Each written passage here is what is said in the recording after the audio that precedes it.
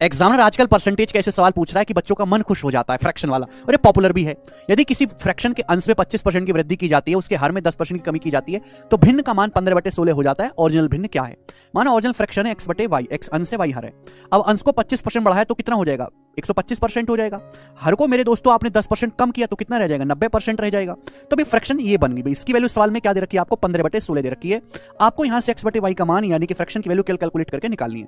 तो 5 से 25 बार चला जाएगा मेरे दोस्तों, ये आपका 18 बार चला जाएगा। अब 5 × 5 = 25 और ये 5 दिया 15।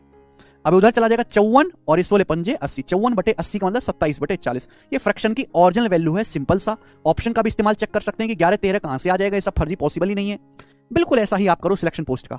अगर हम गलती से किसी वर्ग की भुजा को नापने में गड़बड़ कर दें तो उसका एरिया बढ़ जाएगा कि नहीं? इसी छोटी सी लाइन पे सीआईएसएफ के पेपर में बहुत अच्छा सवाल बनाया गया है। अच्छी लैंग्वेज लिखी है। एक वर्ग की भुजा मापते समय 2% अधिक की त्रुटि हो जाती है, मतलब वर्ग की भुजा को गलती से 2% अधिक कर दिया जाता है, तो उसके क्षेत्रफल में कितने % की एरर आएगी? स्क्वायर का एरिया क्या होता है? साइड का स्क्वायर a गुणा ये साइड भी 2% बढ़ा दी, ये साइड भी 2% बढ़ा दी, बीच में मल्टीप्लाई है, तो एरिया कितना बढ़ जाएगा? 2 और 2 का सक्सेसिव। सक्सेसिव कैसे निकालते हैं? x + y + x × y/100। ये मेरे दोस्तों बढ़ना पॉजिटिव होता है, घटाना मतलब नेगेटिव। तो 4.04% जो है वर्ग का क्षेत्रफल बढ़ जाएगा, जो कि ऑप्शन नंबर बी करेक्ट होगा। ये एक सवाल आपके लिए छोड़ता हूं, 2021 प्री का कमेंट में करके जरूर बताइएगा। एग्जाम में जो इलेक्शन वाले सवाल आते हैं उनमें मेंस के पेपर में जो सबसे ज्यादा सवाल पूछा जाता है वो यही लैंग्वेज का है। 2 उम्मीदवार के बीच चुनाव में वो 20% ने अपना वोट नहीं दिया और 40 वोट इनवैलिड हो गए।